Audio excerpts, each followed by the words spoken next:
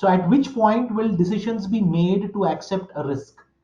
Risk identification, risk assessment, risk analysis, risk evaluation. That's the first question. Okay. The second question is the most important consideration when developing policies is that management signs off. They are based on threats. There is consistency with standards. No significant detail is omitted.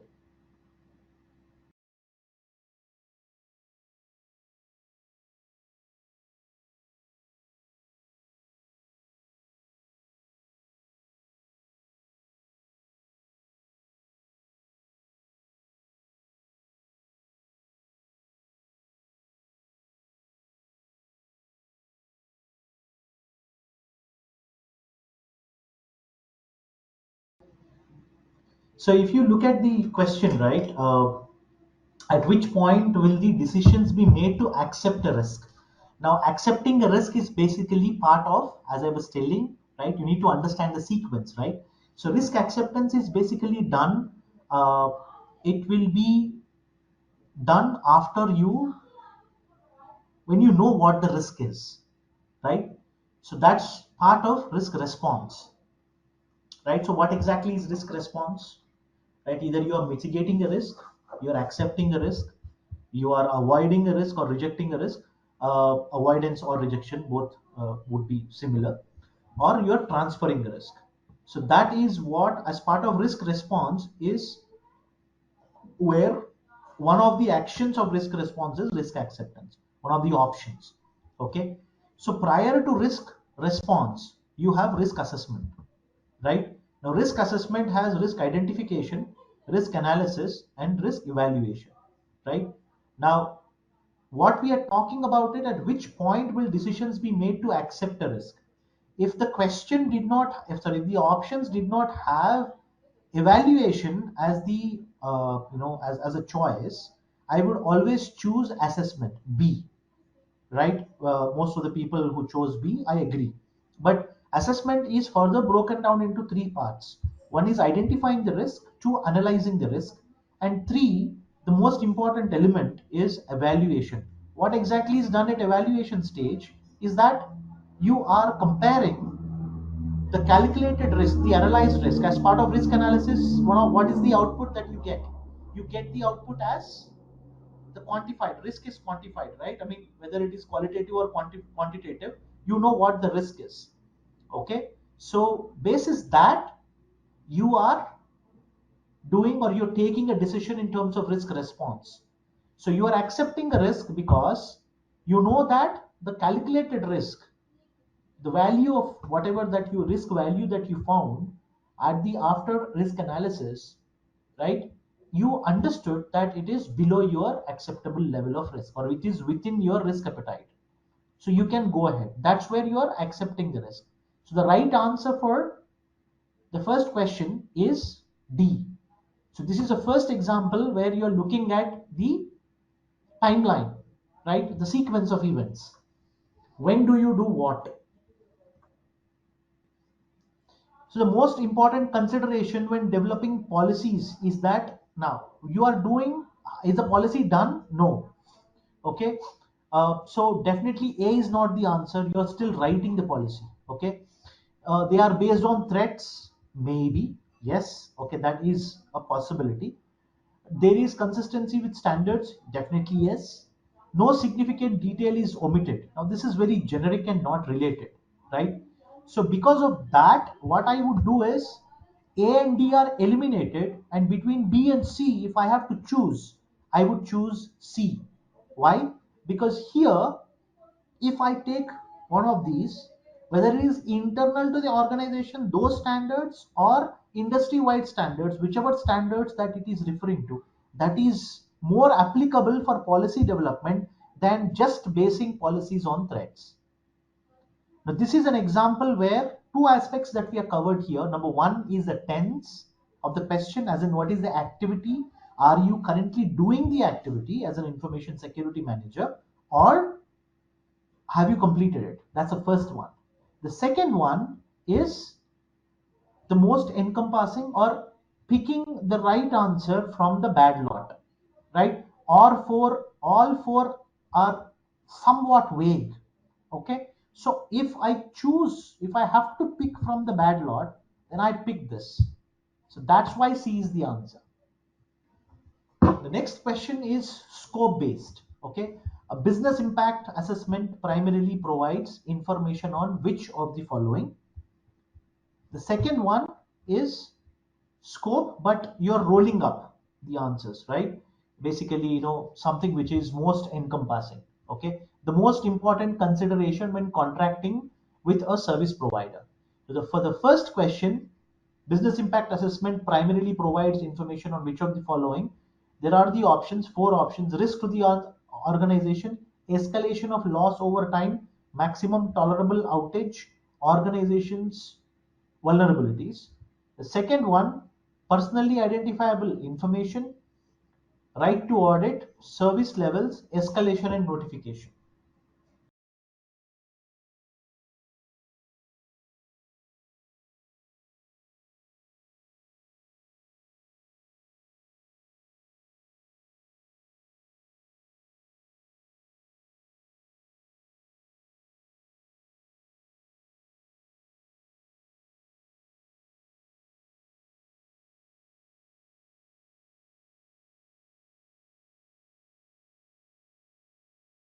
All right. Okay. So time's up, team. So let's look at the first question. It's a scope, right?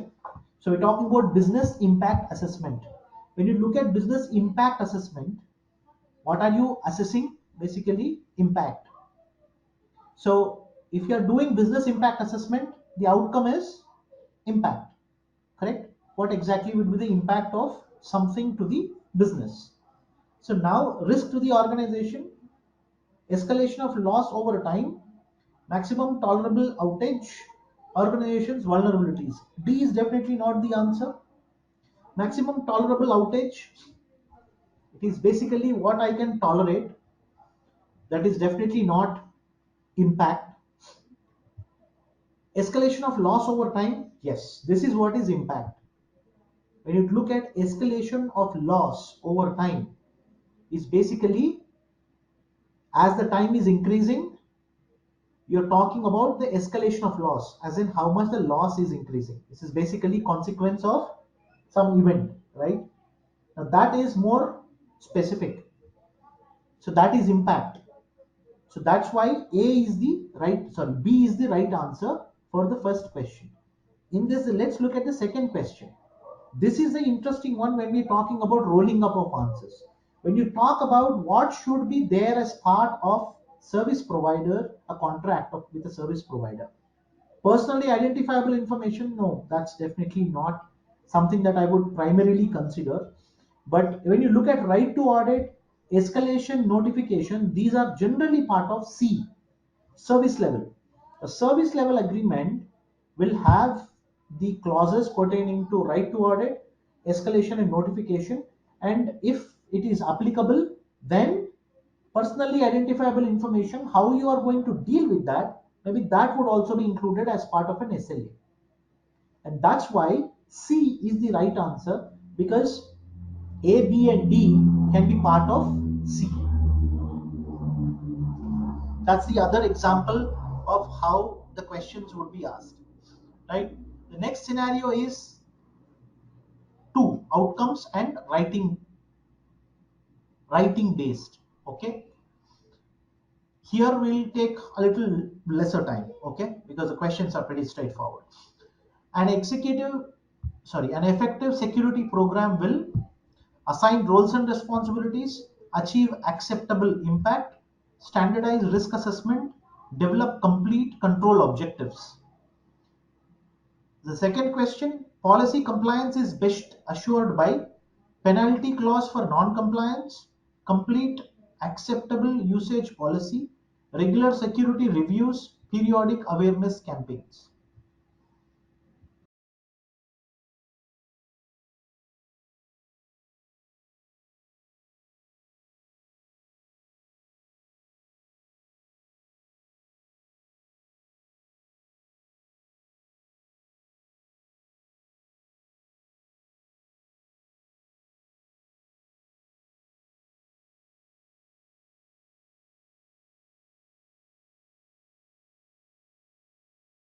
Uh, an effective security program will achieve acceptable impact. That's the right answer. Okay. Developing control objective is part of the security program. Assigning roles and responsibility is part of the security program. Doing assessments in the standard way, it's part of the security program. But you can basically make sure that, or you can call a security program an effective one, is where when it is achieving acceptable impact. What is acceptable impact? Acceptable level of risk. Risk is basically impact multiplied by likelihood, right? So if you are controlling the risk below the acceptable level, that is what is effective security program. That's the first.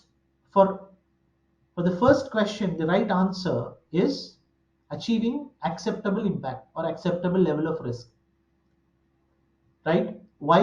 Because everything else, even after doing things, after you've standardized assessment, you've developed a control objective. Basis that you would have, again, it's just talking about control objective development, assigning roles and responsibilities. Even if all three are done, if the risk is not at an acceptable level, then what is the point of having a security program? That's why, if the acceptable risk is achieved, then you can call it as effective program. It is outcome driven. And understanding the outcome part is very important when you are an information security manager. Next one is writing something. Okay. Policy compliance is best ensured. And this is what I'm talking about, right?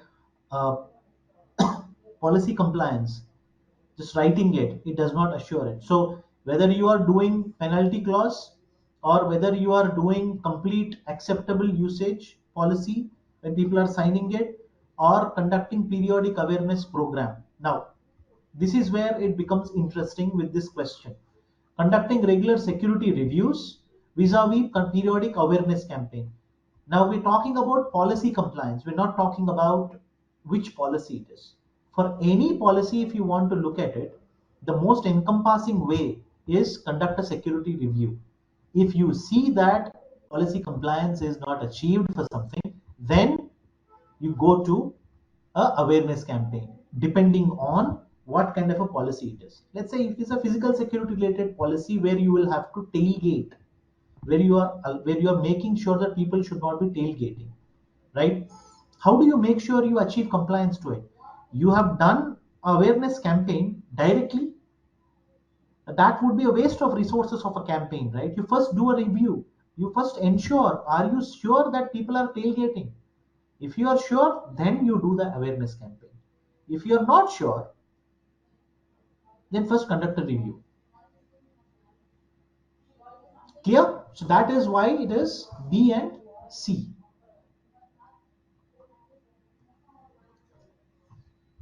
The next example of rules not being followed, and who basically is the sponsor for a security related initiative. Okay. Sales department personnel regularly ignore a policy on leaving workstations unattended after logging in. The information security manager should first initiate enforcement actions, notify department head of non-compliance, assess risk of non-compliance, require manager to accept the risk. Which of the following would be the best sponsor for a major security initiative? CISO, COO, CIO, and CTO. Let's look at the first question, the answer to the first question. Sales department personnel regularly ignore. So you're talking about a specific department, people from a specific department, uh, and they are leaving the workstation unattended after they log in. So they have not logged, they have not attending, and blah blah blah.